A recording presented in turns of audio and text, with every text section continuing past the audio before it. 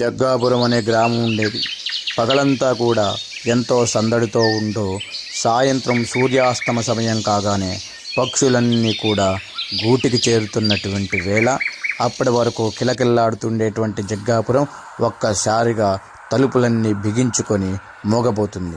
దీనికంతటికి కారణం ఊరి చివరున్న కాసూచి దయ్యం ఎక్కడ వారి ఇళ్లలోకి సరిపడి వారి ప్రాణాలను తీస్తుందేమో అని చెప్పి భయపడుతూ తలుపులేసుకొని జీవిస్తూ ఉంటారు.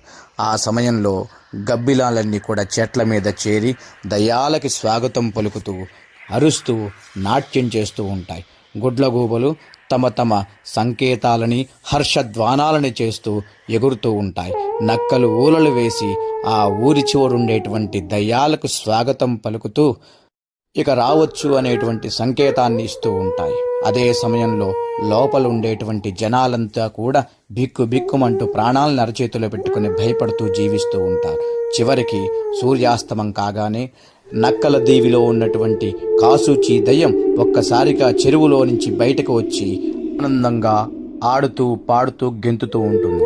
ఇంతకీ ఆ దయ్యం రోజు అక్కడికి ఎందుకు వస్తుంది అంటే తన దగ్గర అద్దం లేదు అని చెప్పేసి నీళ్ళలో ముఖాన్ని చూసుకొని మేకప్ వేసుకొని మళ్ళీ తన ఇంటికి చేరుతుంది ఆ దయ్యం.